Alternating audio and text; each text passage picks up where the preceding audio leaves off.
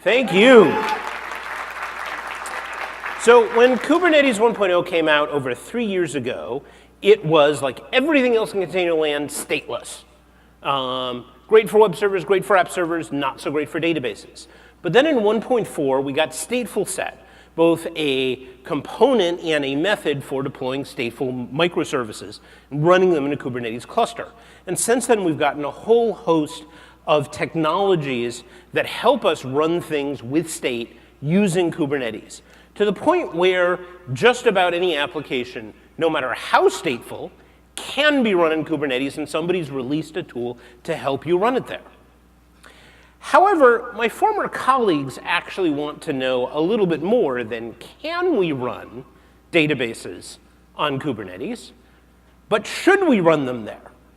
In one question, they want to know, how fast is it? What's the performance overhead? What am I looking at sacrificing to get this container cloud? So I decided to run some simple performance tests using a simple transaction processing test with 2 different database sizes, one in memory, one bigger than memory. Do some tests where we do a large data load for a large write and a large data read for a large read to basically get the general parameters of how performance works on these systems. And so I'm going to actually give you a series of stats organized into quadrants like this. These are the meaning of the different quadrants in terms of that. The stuff on top, higher is bigger. Stuff on the bottom, lower is bigger, is better.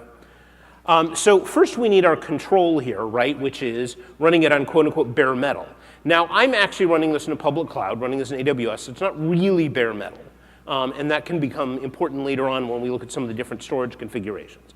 But that's our base sort of numbers, running it without Kubernetes. So our first architecture we're going to run it on what Kubernetes calls ephemeral storage. And that's actually where you just let the container runtime store things in its local file system. It's completely untrustworthy, so you'd better have a good replication setup to make sure that you don't lose your data when we fail over containers. Now, of course, ephemeral storage in this case means that it's actually putting stuff on EBS.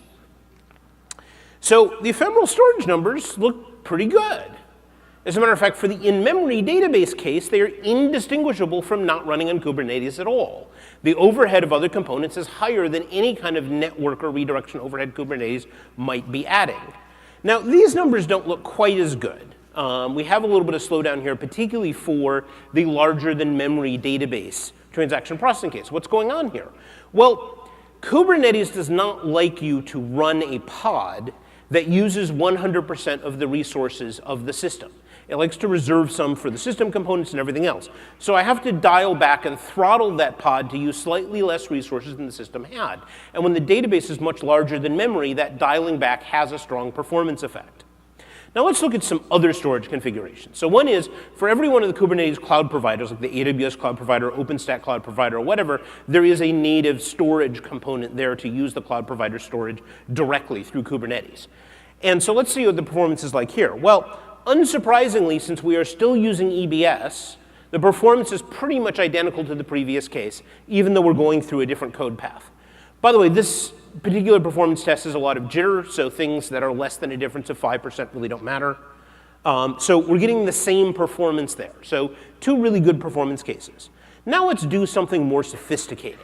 Let's do containerized cluster storage. Now what that is I actually run a bunch of storage daemons in containers, like gluster or Ceph, and then I network them together to create clustered redundant storage running on top of Kubernetes that is also supplying storage to Kubernetes.